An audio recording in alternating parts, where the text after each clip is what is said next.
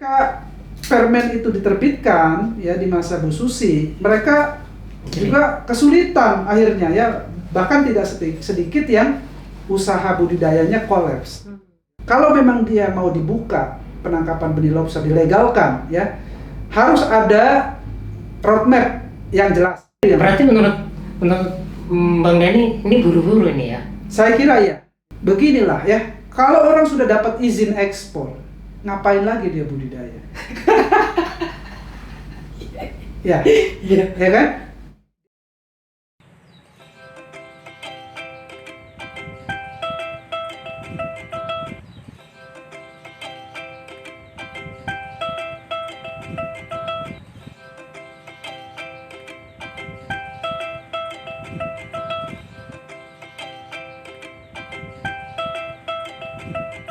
Dan salah satu yang menjadi isu yang baru-baru ini marak dibicarakan publik itu adalah soal lobster.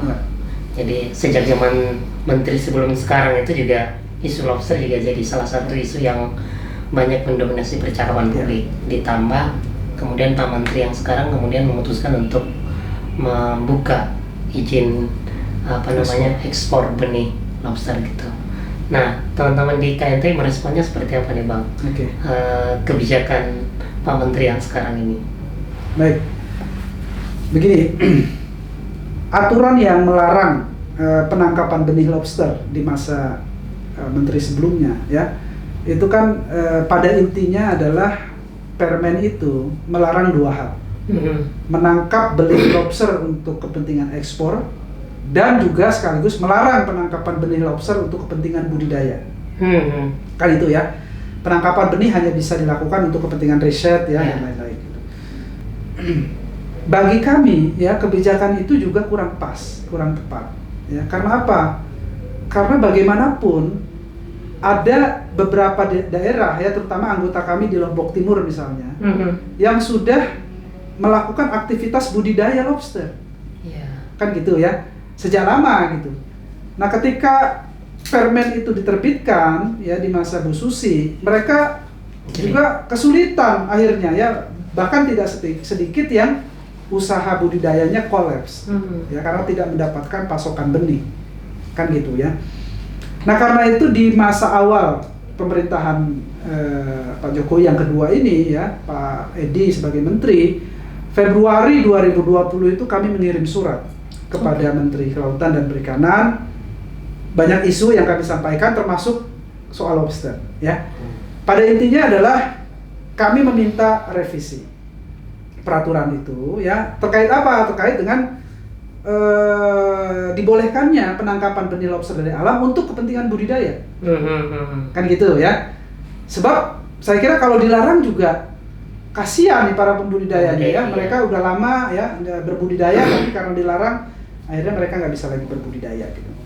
Tapi pelarangan itu tapi pembolehan itu ya, atau relaksasi daripada penangkapan benih itu harus disertai dengan beberapa syarat ya. Satu, misalnya kami sampaikan, kalau memang dia mau dibuka penangkapan benih lobster dilegalkan ya, harus ada roadmap yang jelas ya, untuk meningkatkan sektor budidaya lobster kita. Infrastruktur budidayanya harus dibangun ya. Akses pasarnya harus dibuka ya, agar para pembudidaya ini itu bisa menjual ya harga lobster mereka dengan baik gitu. Yang ketiga, akses permodalan misalnya ya, supaya para pembudidaya ini juga bisa mendapatkan skema permodalan yang murah sehingga mereka bisa berbudidaya. Yang ketiga ada pengetahuan dan teknologi keempat gitu. Ini juga penting ya, agar injeksi pengetahuan dan teknologi itu terus dilakukan supaya budidaya kita semakin kompetitif gitu ya di pasar internasional. Karena ini kan komoditas yang menarik gitu ya, yang pasar internasionalnya besar, nilainya juga besar. Nilainya besar sekali.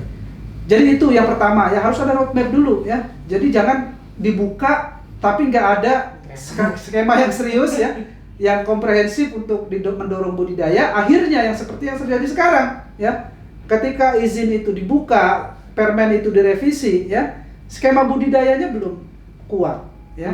Sehingga apa yang terjadi, orang kemudian menggunakan izin untuk melakukan ekspor benih lobster gitu ya, untuk semata-mata tadi mendapatkan keuntungan dari ekspor Iya. benih itu tanpa ada orientasi untuk melakukan kemitraan untuk berbudidaya gitu. Meskipun sudah ada di permennya, tetapi banyak loophole ya, banyak celah ya, banyak celah yang bisa disalahgunakan gitu.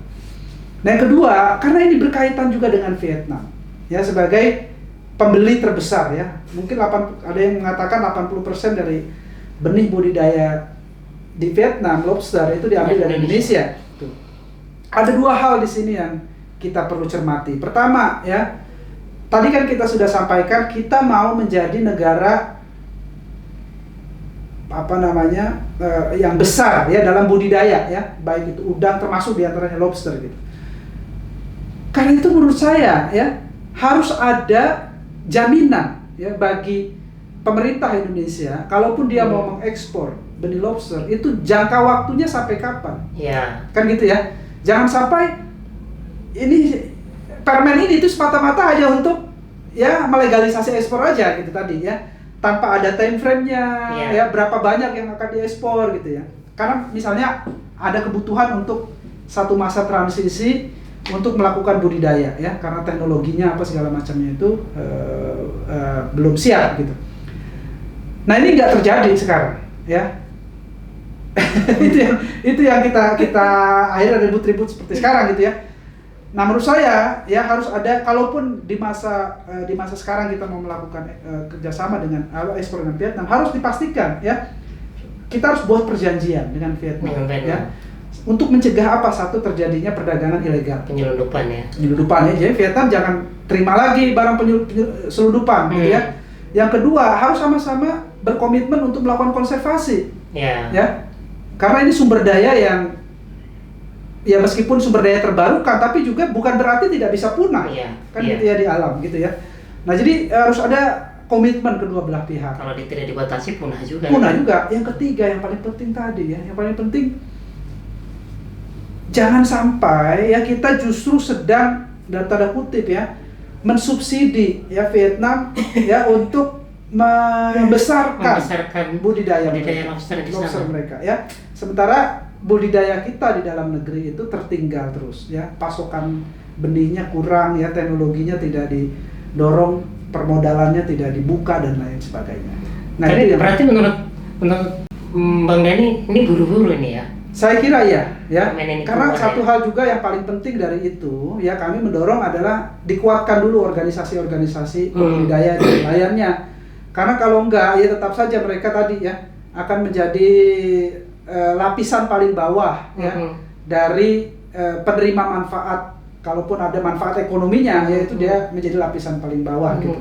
Daya tawarnya nggak ada ya, lalu kemudian mereka hanya menjadi korban lah katakanlah begitu ya dari keuntungan yang banyak dirasakan oleh pihak-pihak lain.